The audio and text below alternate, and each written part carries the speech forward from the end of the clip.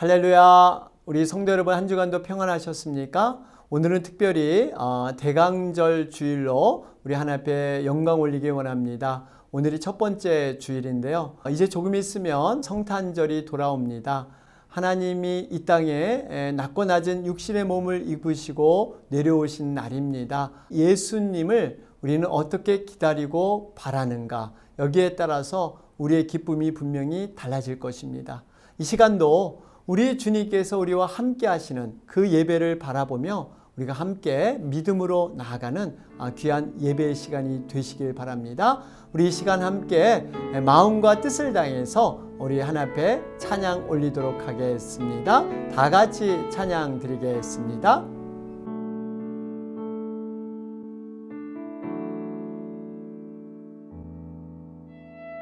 슬픈 마음이 있는 자,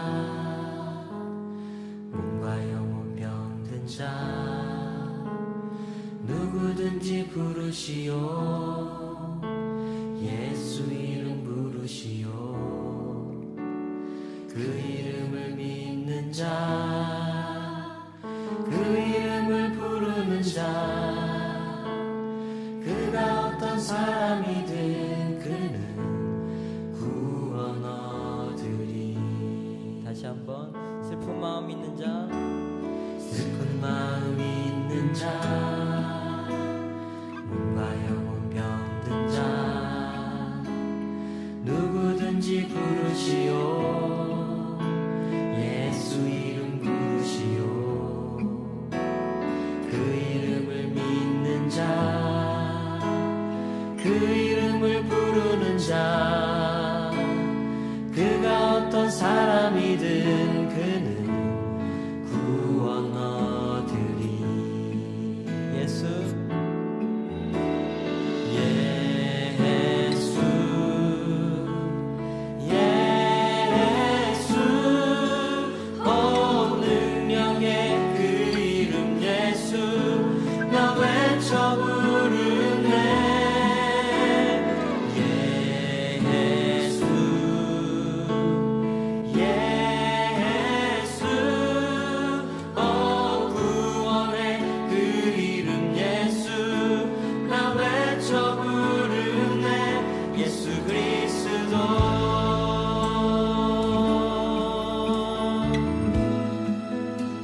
슬픈 마음 있는 자, 슬픈 마음 있는 자, 몸과 영혼 병든 자, 몸과 영혼 누구든지 부르시오.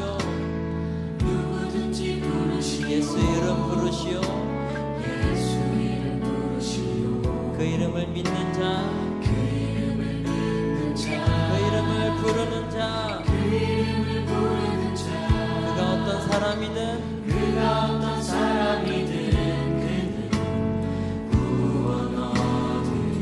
아멘. 예수 예수, 온 능력의 그 이름 예수, 나 외쳐 부르네. 예수 예수, 온 구원의 그 이름 예수, 나 외쳐 부르네. 예수 그리스도.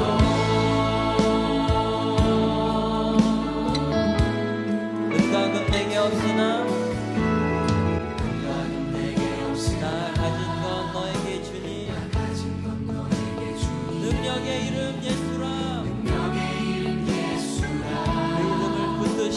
그 이름을 붙드시오. 그 이름을 믿는 자, 그 이름을 외치는 자, 그가 어떤 사람이든 그는 주의 영광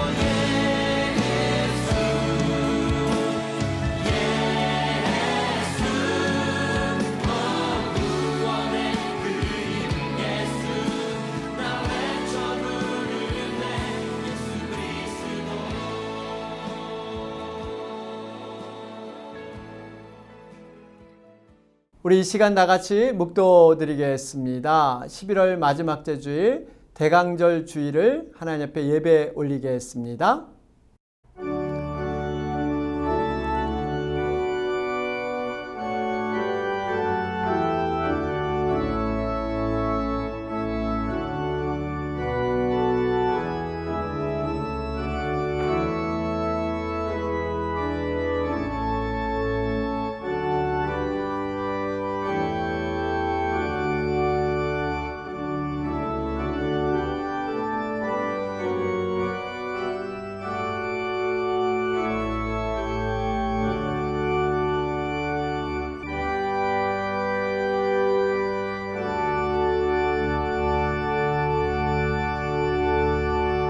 영접하는 자, 곧 그 이름을 믿는 자들에게는 하나님의 자녀가 되는 권세를 주셨으니 이는 혈통으로나 육적으로나 사람의 뜻으로 나지 아니하고 오직 하나님께로부터 난 자들이니라. 아멘. 우리 이 시간은 한 주간의 우리 각자의 삶을 돌아보면서 하나님 앞에 회개해야 할 것들, 잘못된 모든 그러한 삶의 흔적들을 고백하며 자백하는 시간입니다.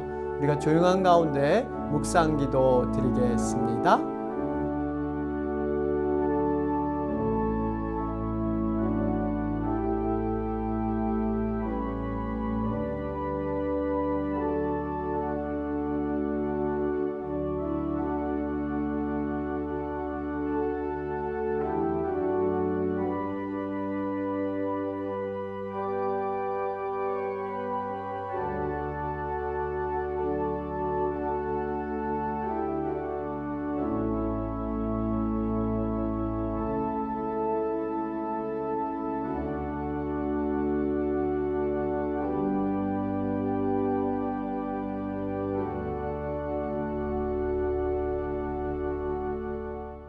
내가 만일 전능자에게로 돌아가고 또 내 장막에서 불의를 멀리 버리면 다시 흥하리라. 아멘.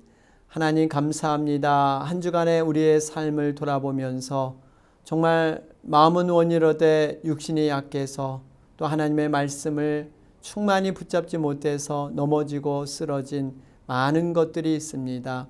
하나님 이 시간 용서하여 주시고 우리를 율법의 정죄에 있지 않게 하시고 성령의 생명의 법 아래 우리를 불러주셔서 다시 한번 성령으로 새롭게 되는 귀한 예배의 시간이 되게 하여 주시옵소서. 주님 오실 강림을 준비하며 예배하며 나아가는 귀한 예배가 되게 하여 주시옵소서. 예수님의 이름으로 기도하옵나이다. 아멘. 이 시간 사도신경으로 신앙 고백 드리겠습니다. 나는 전능하신 아버지 하나님 천지의 창조주를 믿습니다. 그는 성령으로 잉태되어 동정녀 마리아에게서 나시고 장사된 지 사흘 만에 죽은 자 가운데서 다시 살아나셨으며 거기로부터 살아있는 자와 죽은 자를 심판하러 오십니다. 나는 성령을 믿으며 거룩한 공교회와 성도의 교제와 죄를 용서받는 것과 몸의 부활과 영생을 믿습니다. 아멘. 찬송가 9장 1절과 4절 하나님 앞에 올리겠습니다.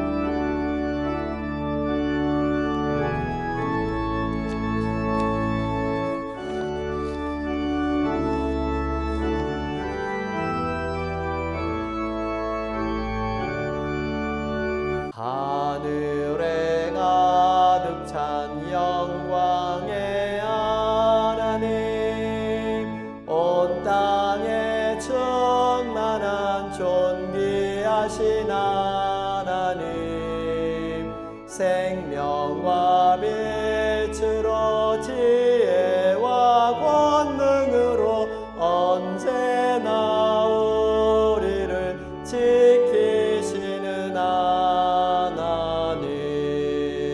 성부와 성자와 성령 삼위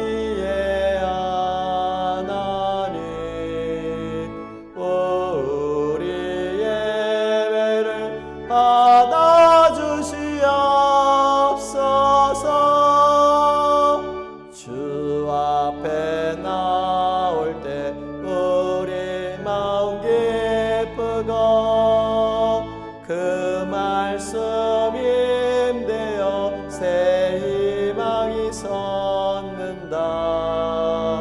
고난도 슬픔도 이기게 하시었고 영원에 잇대어 살아가게 하소서. 우리의 자랑과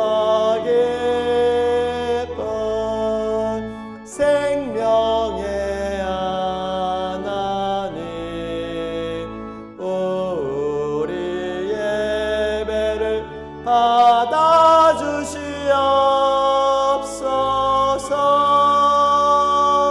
아멘.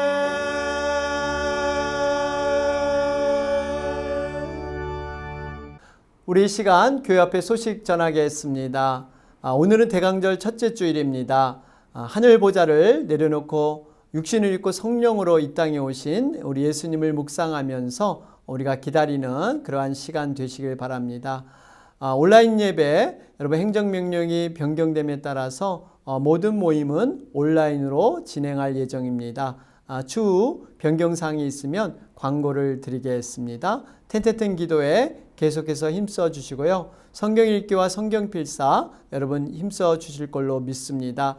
한 가지 광고는 토요 중보 기도회 12월 5일 토요일 오후 7시에 있을 예정에 있습니다. 기존대로 새벽기도 카톡방 라이브 톡으로 이루어지고 있습니다. 여러분 많은 참여 부탁드리겠습니다. 귀한 예물을 하나님께 올려드린 분들께 감사하면서요. 헌금사에게 동참하실 방법 3가지를 아래와 같이 알려드립니다. 이상으로 모든 광고를 마치겠습니다. 우리 이 시간 손용창 장로님께서 기도 인도해 주시겠습니다. 사랑과 은혜가 풍성하시며 어제나 오늘이나 한결같이 동일하신 하나님 아버지, 오늘도 우리와 함께 하셔서 우리의 필요를 채워주시며 약속하신 말씀을 반드시 이루시는 하나님의 은혜 감사와 찬송을 드리옵니다. 고난의 때를 살아가는 저희들, 우리 영혼의 갈급함을 주님의 말씀으로 채우기를 원하여 오늘도 예배의 자리에 모였습니다. 주님 찾아오셔서 하늘의 신령한 은혜를 부어주시사 저희 모두가 다시 믿음의 뿌리를 온전히 내리고 말씀에 의지함으로 이 마지막 때의 삶의 바른 길을 향해 걸어가게 하여 주시옵소서. 오늘도 믿는 자 가운데 역사하시는 주님 말씀에 붙들려 하나님 나라와 영광을 위해 믿음으로 현실의 모든 난관을 극복하며 우리 삶의 주권을 갖고 계신 주님만을 오직 의지함으로써 주님 말씀을 우리 삶 속에서 항상 실천하고 순종함으로 진정한 마음의 평화와 안식을 누리며 살아가도록 인도하여 주시옵소서. 지나온 한 해는 한마디로 코로나 바이러스 사태에 갇혀 살아온 어두움과 고난의 삶이었습니다. 세월이 어떻게 흘러가는지 삶의 참 의미를 찾지 못하고 두려움과 걱정 가운데 매일매일 살다 보니 시간 관념조차 잊어버린 가운데 이제 금년 한 해가 한 달밖에 남지 않은 시점에 저희 모두 서 있습니다. 저희 모두 영적 잠에서 깨어 일어나도록 주님 도와주시옵소서. 바람처럼 쏜살같이 지나가는 세월의 귀중함을 다시 한번 깨닫게 해주셔서 우리는 지금 어느 때를 살고 있으며 또 무엇을 해야 할 때인가 믿음의 눈으로 현실의 상황을 분별하게 하셔서 우리 삶의 참 의미를 깨달아 알게 하사 오늘을 보람있게 살면서 슬기를 갖고 내일을 준비하는 삶을 살도록 인도하여 주옵소서.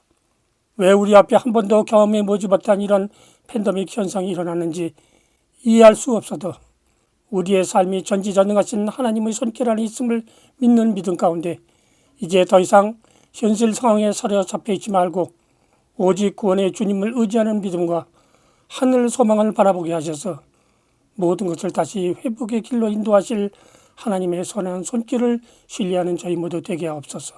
주님, 금년 한 해가 한 달밖에 남지 않았습니다. 정말 힘들고 어려웠던 한 해였지만 아름다운 결실을 맺을 수 있도록 주님의 돕는 손길을 저희가 바라보면서 2021년 새로운 해를 희망 가운데 새롭게 맞이할 수 있도록 저희 모두 지혜롭게 모든 것을 준비하는 에덴의 성도들 되게 하옵소서. 특히 결실의 계절 감사의 달을 맞이하였습니다. 올 한 해 세상 시련과 환난 가운데서 우리 삶을 보호하시고 또한 우리의 귀한 생명을 지켜주신 주님 앞에 진심으로 감사하는 마음을 갖게 하여 주시옵소서. 감사하는 마음은 빈 마음임을 깨닫습니다. 그것은 곧 감사를 나누는 마음임을 또한 깨닫습니다. 내가 누구이며 나의 주인이 누구인지를 아는 그런 그 마음이 곧 감사의 마음이며, 또한 나의 주인이 아닌 그 어느 것에도 집착하지 않는 빈 마음, 그것이 진정한 감사임을 이 시간 깨닫게 하여 주옵소서. 오늘도 주님의 귀한 종을 통해 말씀의 은혜를 충만히 부어 주시옵소서. 그리하여 받은 바 그 은혜를 통하여서 어렵고 힘들었던 지나온 삶의 모든 흔적을 떨쳐버리고 새로운 믿음과 소망 가운데 새롭게 결단하고 준비하는 저희 모두의 삶이 되도록 인도하여 주옵소서. 예수님의 이름으로 감사하며 기도드립니다. 아멘. 오늘 우리에게 주시는 하나님의 말씀 보겠습니다. 이사야 7장 14절과 마태복음 1장 23절 말씀입니다. 이사야 7장 14절입니다. 그러므로 주께서 친히 징조를 너희에게 주실 것이라. 보라, 처녀가 잉태하여 아들을 낳을 것이요 그 이름을 임마누엘이라 하리라. 아멘. 마태복음 1장 23절 말씀입니다. 보라, 처녀가 잉태하여 아들을 낳을 것이요 그의 이름은 임마누엘이라 하리라 하셨으니, 이를 번역한즉 하나님이 우리와 함께 계시다 함이라. 아멘. 할렐루야, 반갑습니다. 오늘도 하나님의 은혜의 말씀이 우리의 심령 가운데 촉촉이 단비로 내리시기를 주님의 이름으로 축원합니다. 오늘은 11월 29일입니다. 대강절 첫 주일로 우리가 드리고 있는데요. 여러분, 대강절이라는 것은 한자어로 기다릴 때 강림할 강, 그러니까 예수님이 이 땅에 강림하는 그러한 기다리는 절기입니다. 여러분, 이번 성탄주일이 12월 20일이죠. 그러니까 성탄주일이 있기 전 4주 전부터 여러분 이 대강절이 시작이 됩니다. 우리 기독교에서 가장 중요한 두 가지 사건을 꼽으라고 한다면 성탄과 부활입니다. 하나님께서 이 땅에 내려오신 것이 바로 성탄의 사건이고요. 또 하나의 사건은 이 땅에 오신 예수 그리스도께서 우리의 죄를 위해서 죽으시고 부활하신 부활의 사건입니다. 그래서 이 성탄절과 부활절은요, 기독교에서 가장 중요한 두 개의 절기입니다. 두 개의 기둥이에요. 이렇게 중요한 성탄절과 부활절은 그 자체가 기독교의 복음을 말해주고 있습니다. 창조주이시고 전능하신 하나님께서 높고 높은 보좌를 버리시고 이 낮고 낮은 땅에 우리와 똑같은 육신의 옷을 입고 이 땅에 오셨습니다. 아울러서 우리의 죄악을 위해서 친히 십자가에 달려 죽으심으로 말미암아 부활하신 후 승천하시게 되었죠. 이는 하나님께서 정말 신들 중에서 참 신이시다. 그리고 이 참신 되시는 하나님께서 어떠한 하나님인가를 보여주고 증명해주는 사건입니다. 특별히 우리를 죽기까지 사랑하셨던 그 사랑을 바로 십자가에서 완성하신 그 복음의 이야기가 바로 이 성탄과 부활에 들어있다는 사실이에요. 이렇게 기독교의 복음에 담고 있는 이 성탄절과 부활절, 너무나 중요하기 때문에요, 그냥 하루의 행사로 끝나지 않습니다. 이 의미를 생각하면서 준비하면서 기다리는 기간, 이러한 시간을 갖고 있는 것이죠. 부활절을 위해서는 사순절을 지키고 있습니다. 40일 동안 우리 주님의 십자가 그 고난을 묵상하면서 경건 생활에 힘쓰는 기간이 사순절이죠. 여러분, 대강절은 하나님께서 이 땅에 육신을 입고 오실 그날을 기다리며 바라는 기간이 바로 대강절인 것입니다. 그렇습니다. 우리가 이렇게 매년 대강절이 되면 하늘 보좌를 버리시고 이 땅에 낮은 인간의 몸을 입고 내려오신 예수 그리스도의 탄생을 기다리는 그러한 시간입니다. 대강절에는요, 두 가지 의미가 있죠. 하나는 구약 성경에서 예언한 대로 이 땅에 예수 그리스도를 맞을 준비를 하면서 기다리는 기간, 이것이 첫 번째 대강절의 의미입니다. 또 두 번째 의미는요, 앞으로 장차 오실 재림 예수님을 맞을 준비를 하는 기간이 대강절의 기간입니다. 그러니까 우리가 거룩한 신부로 신랑 되신 그 예수님의 재림을 우리가 준비하는 의미가 이 대강절에 들어 있습니다. 이런 의미에서 중세 시대에는요, 이 기간 동안 평상시 흥청되는 그 축제를 멀리 했다고 합니다. 이유는 예수님께서 이 세상에 오시는 목적 가운데 그 목적이 큰 영광이고 축복이긴 하지만 이 죄를 대속하기 위해서 고난받으러 오셨던 그 의미가 있기 때문에 더욱 경건 생활에 힘썼다는 사실입니다. 이렇게 중세 기독교가 대강절을 어떻게 하면 좀 더 의미 있게 보낼까 생각을 했는데 현대를 살아가는 우리들도 마찬가지입니다. 종말론적인 삶을 살아가고 있습니다. 우리는 예수님의 재림을 지금 기다리고 있죠. 이 재림의 주 예수님을 어떻게 우리는 맞이할 것인가? 예수님은 분명히 죄에 대해서 세상에 대해서 심판하러 오실 것이다 말씀하고 계십니다. 그렇기 때문에 대강절을 맞는 우리도 그만큼 소중한 의미로 준비를 해야 하는 것입니다. 여러분, 이렇게 대강절은요, 예수님의 탄생을 기다리는 시기인데요. 기다린다는 것은요, 어떻게 보면요, 굉장히 양면적인 의미가 있습니다. 어떤 기다림은 설레는 기다림이 있는가 하면 또 어떤 기다림은 굉장히 긴장되는 기다림도 있습니다. 우리가 한번 이런 생각을 해볼 수 있습니다. 평상시 늘 갖고 싶어 하던 물건을 이렇게 오더하고 배달을 기다릴 때 우리는 약간의 설레임이 있죠. 또 우리가 연애 시절에 보면 이렇게 상대방을 만날 때 그 기다림의 설레임, 여러분 누구에게나 동일할 것입니다. 반면에 어렸을 때 예방주사를 맞을 때요, 정말 그 줄을 서서 기다릴 때 참 두려웠던 기억이 있습니다. 또 한편으로 이 건강이 이상해서 검사를 받고 그 결과를 기다릴 때 여러분 약간의 긴장된 기다림일 수가 있습니다. 기다림의 대상이 누구인가, 또 어떤 일로서 기다리는가에 따라서 그 기다림이 긴장될 수도 있고 굉장히 행복해질 수도 있습니다. 여러분, 예수님의 기다림은 과연 우리에게 어떤 기다림일까요? 예수님은 우리에게 어떤 분이실까요? 예수님과 관계가 깊으면 깊을수록, 그분의 우리의 삶의 기쁨이 되면 될수록, 은혜가 되면 될수록 여러분 그 기다림은 설레임의 기다림이 될 줄로 믿습니다. 여러분, 반면에 죄악에 거했다면 예수님에 대한 기다림은요, 두려움의 기다림이 될 수밖에 없습니다. 그렇습니다.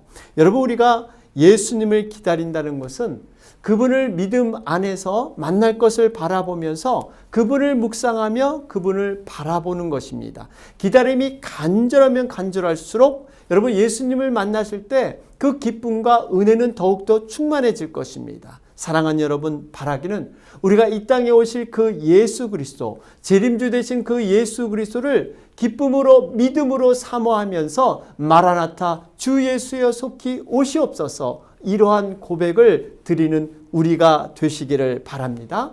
그렇습니다. 예수 그리스도 없이는요, 우리가 믿는 기독교는 존재하지 않습니다.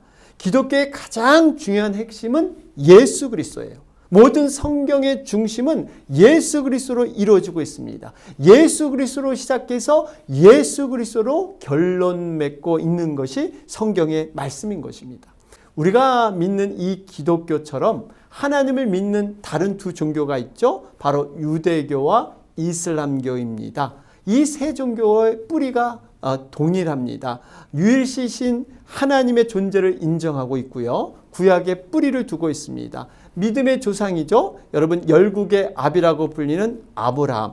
동일한 조상을 믿고 있습니다. 창세기 12장에 가보면 75세인 아브라함에게 하나님께서 지시를 합니다. 본토 친척 아비집을 떠나 내가 내게 지시할 땅으로 가라.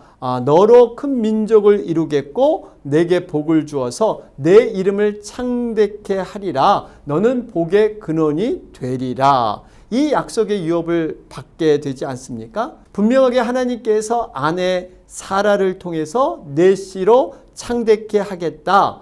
이 약속을 주셨음에도 불구하고 결국 어떻게 됩니까?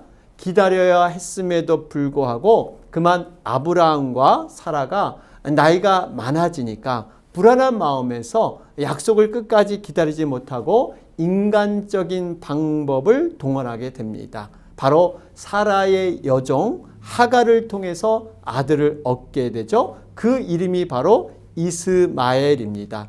여러분, 기다림은 이처럼 중요합니다. 우리가 하나님의 약속을 붙잡고 기다리지 못하고 인간적인 어떠한 세상의 방법을 쓰게 되면 반드시 넘어지게 되어 있습니다.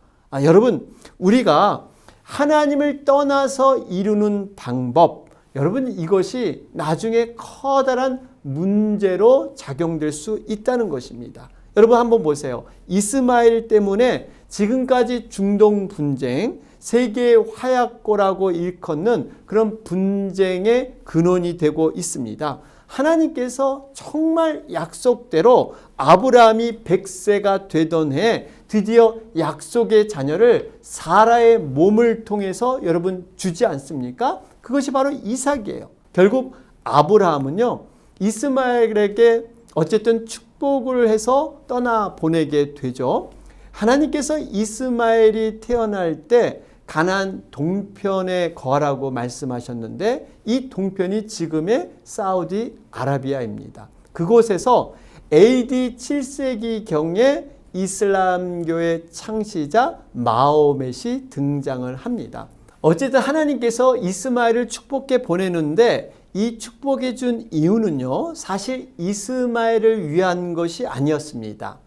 약속의 자녀인 이삭을 보호하고 정상적으로 키우기 위한 하나님의 특별한 조치였어요. 이렇게 떠난 이스마엘이 지금의 터키와 아랍인의 조상이 되는 것이죠. 그들이 바로 지금 이슬람 교도들이 된 거예요. 여러분, 이 이슬람 교도들이 그들의 주장을 이렇게 합니다.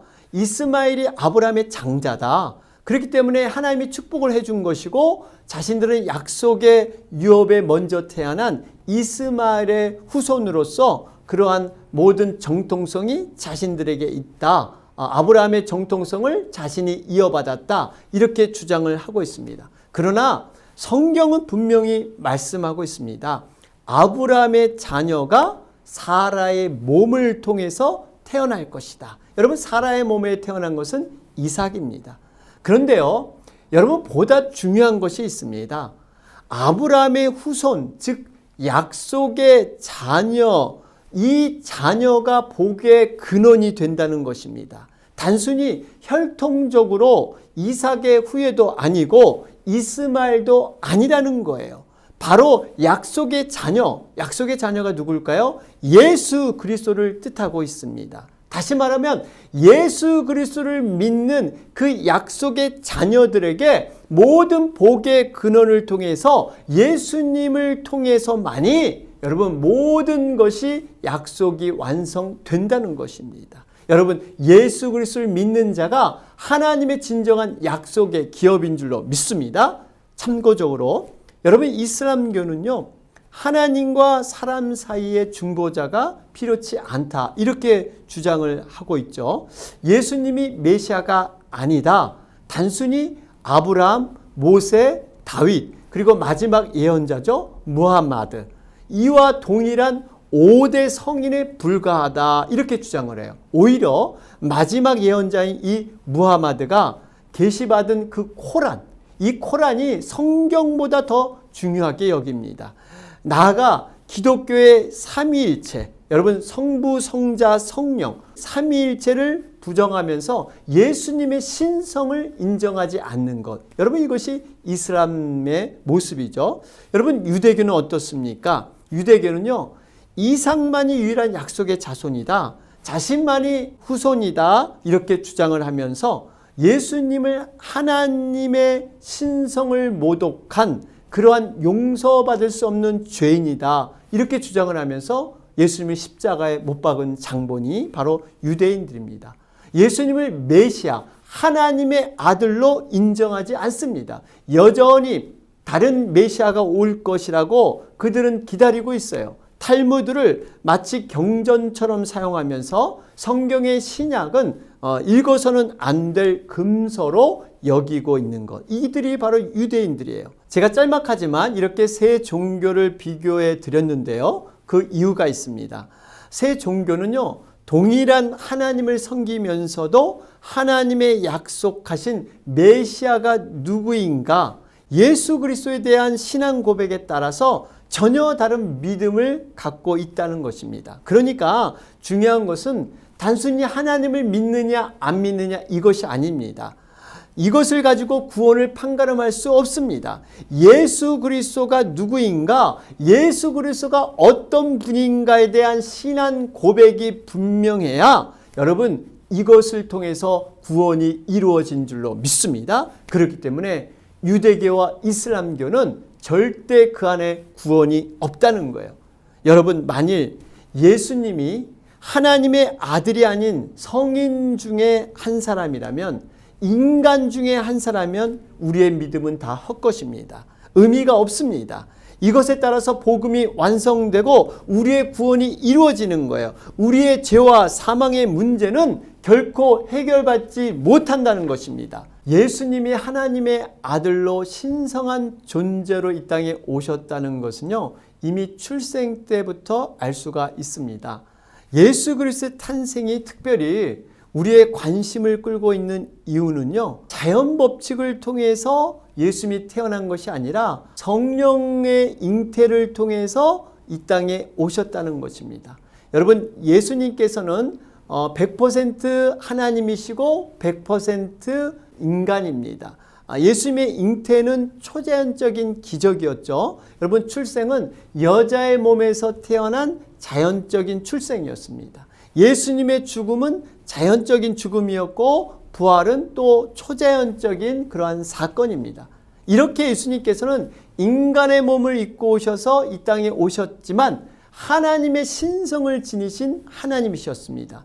예수님께서 이 땅에 오실 약속은 인간이 에덴 동산에서 타락했을 때 이미 하나님은 작정하고 계셨어요. 여자의 후손으로 사단을 멸하기 위해서 하나님은 계획하고 계셨던 것입니다. 어쨌든 예수님의 탄생은 이미 700여 년 전 이사야를 통해서 예언되었는데요. 그것이 그대로 이루어졌습니다. 오늘 본문 이사야 7장 14절을 보시겠습니다. 그러므로 주께서 친히 징조를 너희에게 주실 것이라. 보라, 처녀가 잉태하여 아들을 낳을 것이요 그 이름을 임마누엘이라 하리라. 하나님께서는 과거의 자연을 통해서, 즉 구름이나 천둥, 번개, 강한 바람 등을 통해서 하나님 자신을 나타내셨죠. 그러다가 선지자를 통해서 하나님의 뜻을 전달하게 하셨습니다.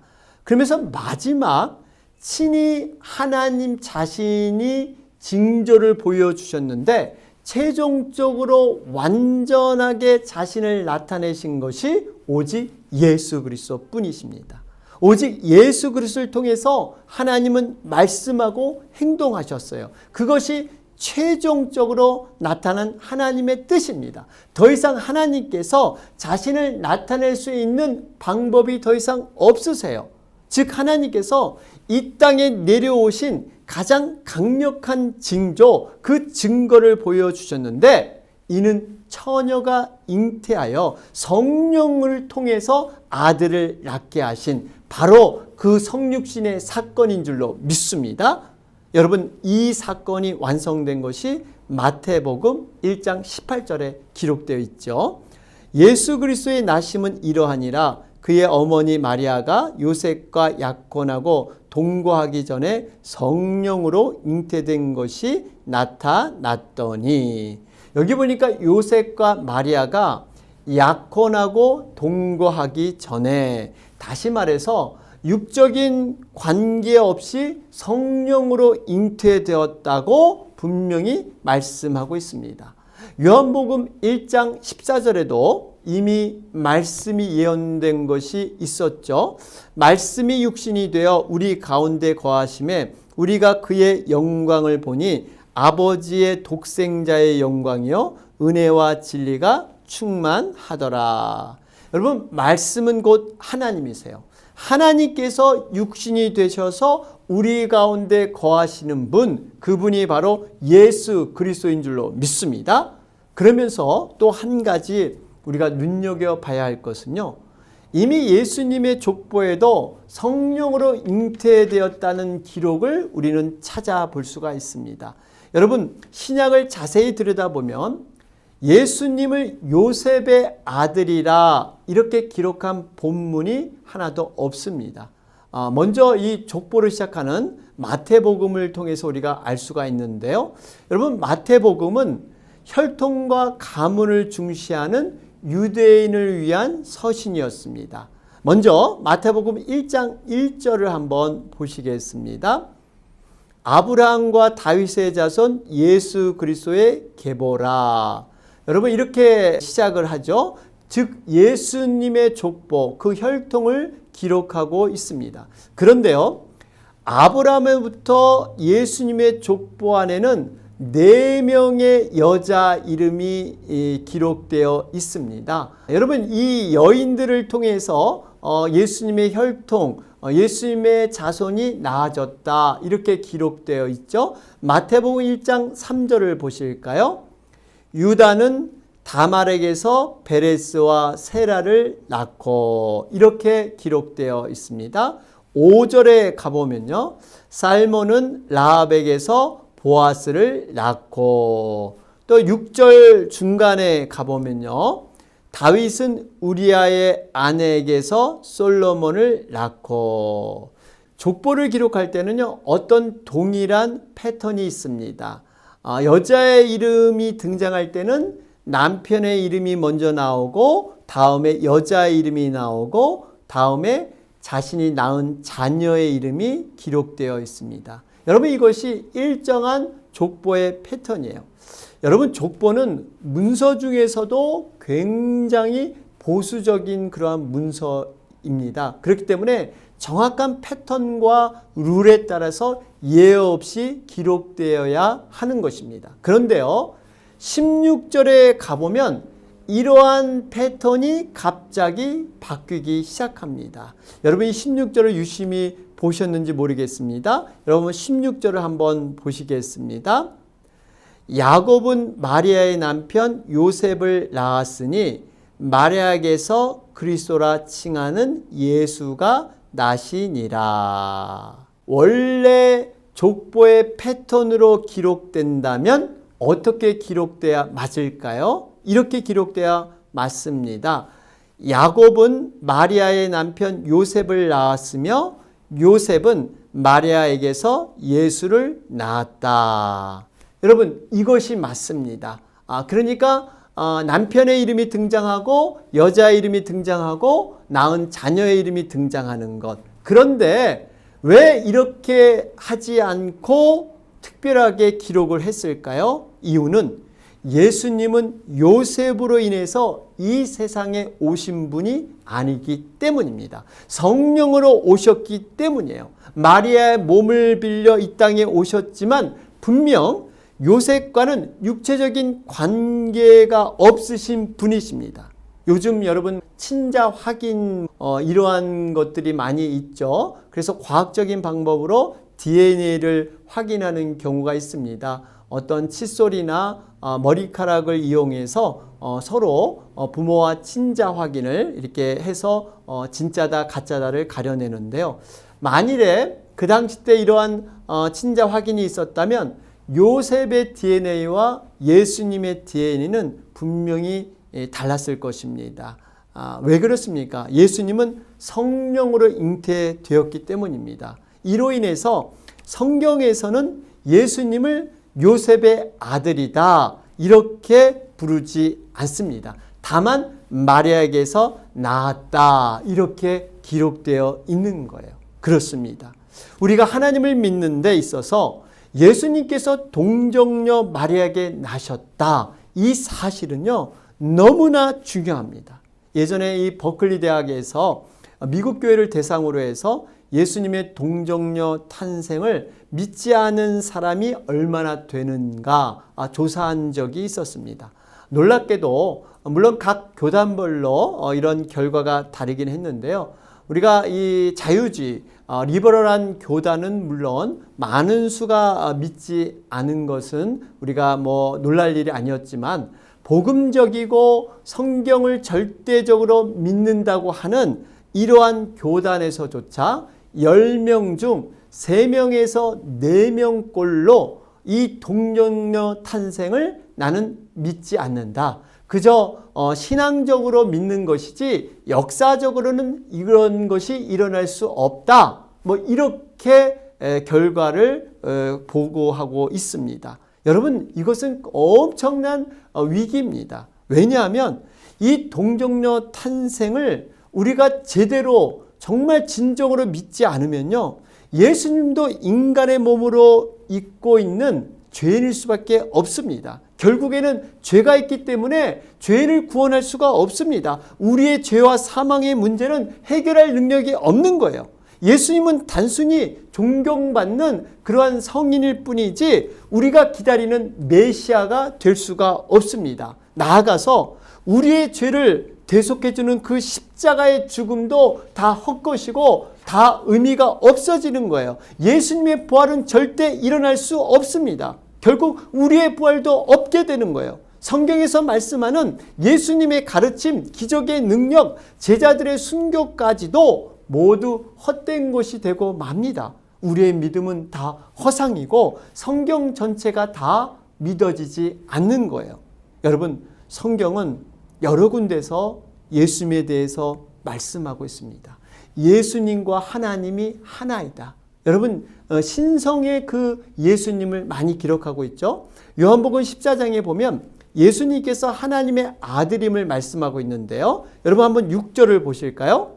예수께서 이르시되 내가 곧 길이요 진리요 생명이니 나로 말미암지 않고는 아버지께로 올 자가 없느니라. 여러분 9절을 한번 보시겠습니다. 나를 본 자는 아버지를 보았거늘 어찌하여 아버지를 보이라 하느냐. 여러분 11절 한번 보실까요? 내가 아버지 안에 거하고 아버지께서 내 안에 계심을 믿으라. 결국 예수님과 하나님 아버지는 한 분이라는 거예요. 예수 그리스도를 통해서만 하나님을 만날 수 있고 하나님께 올 수 있다.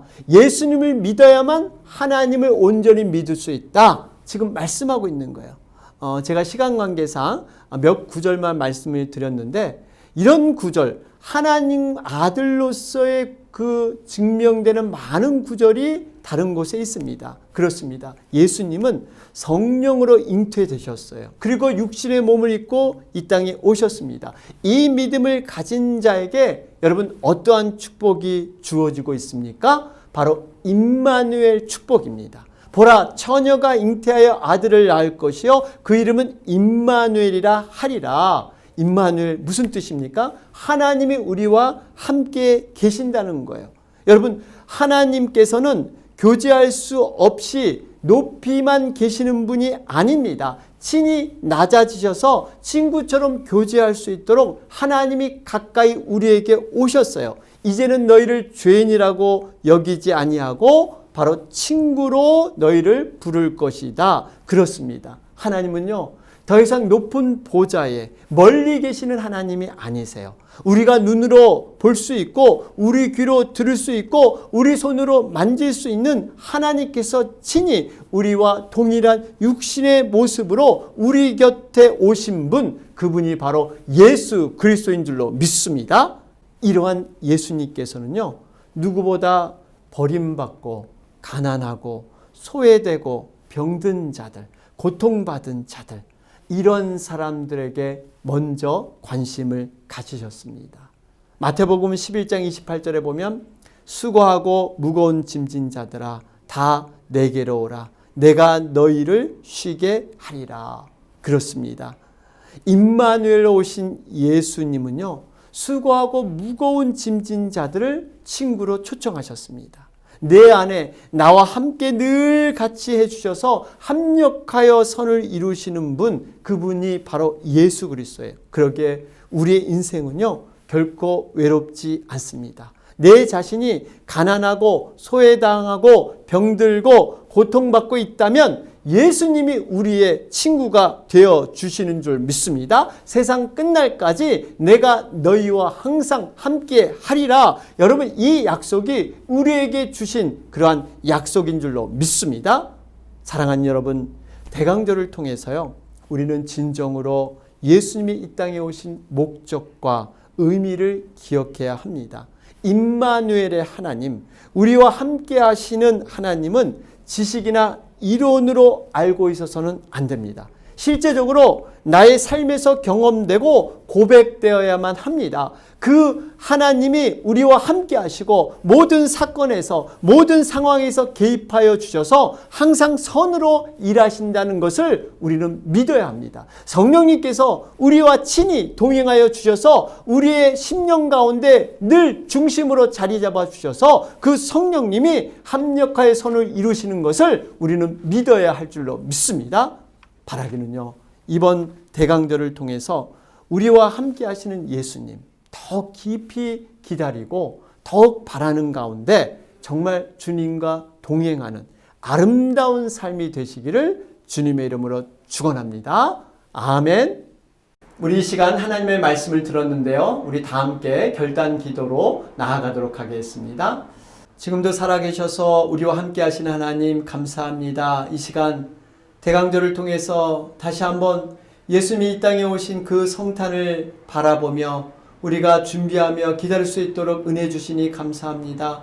하나님, 예수님은 우리에게 어떤 예수님인가를 이 시간 다시 한번 돌아보게 하시고 진정으로 정말 성령으로 잉태돼서 하나님이 직접 이 땅에 친히 육신의 몸을 입고 오셨다는 것을 저희들 다시 한번 바라보면서 우리가 모든 삶을 살아갈 때 어떠한 어려움의 상황에 처할지라도 우리 주님이 나와 함께 하시며 세상 끝날까지 나를 버리지 아니하시며 친구로 여기시는 그러한 주님의 사랑을 저희들 바라보며 붙잡고 나갈 수 있도록 주님 도와주시옵소서. 특별히 기도합니다. 우리의 인생이 내 뜻대로 빚어지지 아니하며 성령님의 그 도우심과 하나님의 뜻 안에서 진행되고 있음을 보게 하셔서 하나님, 내 중심의 모든 삶을 내려놓고 이제는 성령님이 원하시는 삶을 살아가며 특별히 합력하여 선을 이루시는 그 하나님의 손길을 붙잡고 저희들 더욱더 굳건히 일어설 수 있도록 주님 도와주시옵소서.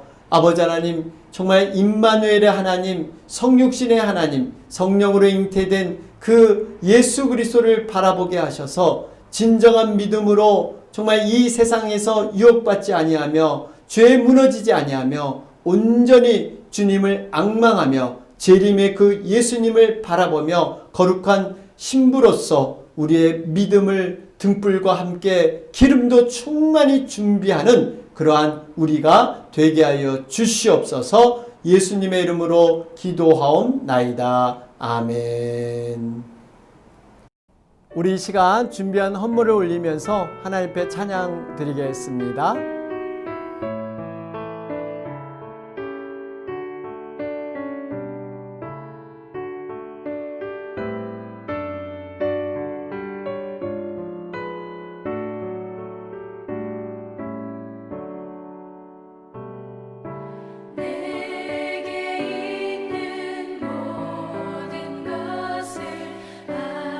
아낌없이 드리네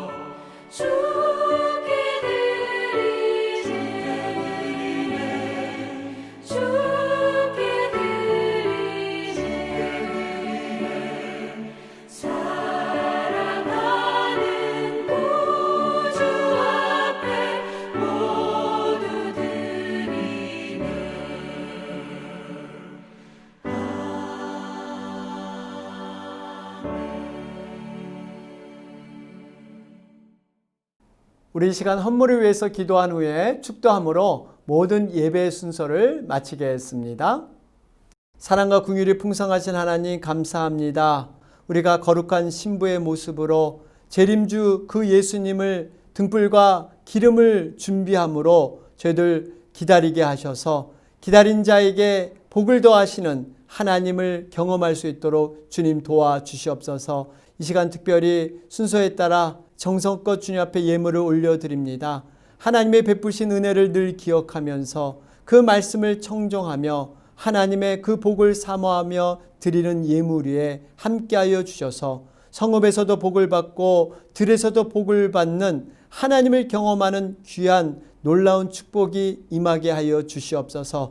우리를 대적하는 많은 사단 마귀들 정말 우리로 치러 왔을 때 오히려 일곱 길로 도망하는 하나님의 놀라운 승리가 선포되게 하시고 하나님의 놀라우신 그 인도하심이 모든 삶 가운데 나타날 수 있도록 주님 역사하여 주시옵소서. 아버지 하나님 특별히 기도합니다. 주님께서 이 코로나 사태 인간의 힘으로 해결할 수 없습니다. 하나님께서 친히 간섭하여 주셔서 하루속히 모든 생활들이 정상적으로 돌아올 수 있도록 인도하여 주시고 특별히 어려움 당한 많은 영혼들에게 하늘의 위로와 소망을 얻는 귀한 시간이 되게 하여 주시옵소서. 또 선교사님들, 선교지 정말 주님께서 긍휼히 여겨 주셔서 아버지 어려운 시절이지만 하나님의 은혜를 붙잡고 끝까지 이겨나가게 하셔서 아버지 그곳에 복음의 놀라운 열매들이 더 확산되며 더 충만해질 수 있도록 주님 도와주시옵소서.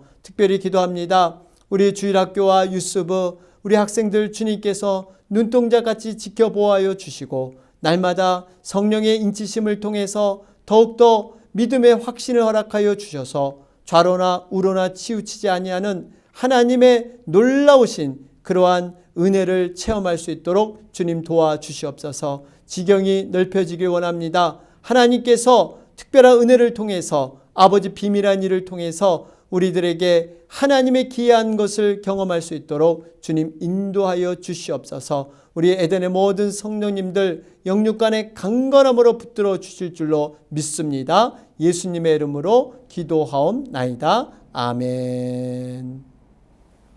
지금은 우리 주 예수 그리스도의 은혜와 하나님 아버지의 무하신 사랑하심과 성령님의 교통 충만 내주하심이 강림절 첫 주일을 통해서 주님이 이 땅에 오실 것을 간절히 기다리며 사모하는 우리 사랑하는 에덴의 모든 가족들 머리 위에 직장과 사역과 가정과 자녀와 특별히 코로나로 인해서 힘들어하는 영혼들 머리 위에 이제부터 영원토록 함께할지어다.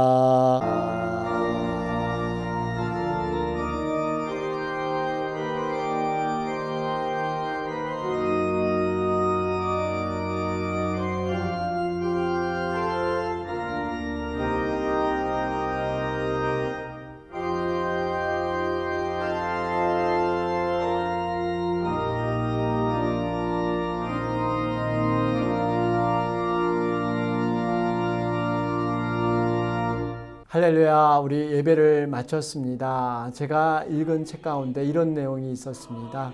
만일 내게 나무 벨 1시간이 주어진다면 나는 도끼날을 45분 갈겠다. 여러분 이 의미를 아십니까? 우리가 그만큼 준비하는 것이 중요하다는 것입니다. 우리가 대강절 이 시간을 보내면서 주님을 만나는 것도 중요하지만 주님을 어떻게 맞이하며 주님을 어떻게 기다릴 것인가 그 준비하는 시간도 무척 중요하다는 것입니다. 여러분 바라기는 이번 대강절을 통해서 우리 주님을 정말 뜨겁게 만나는 여러분과 제가 되시길 바랍니다. 여러분 한 주간도 말씀 안에서 승리하시기를 바랍니다. 여러분 승리하시기 바랍니다.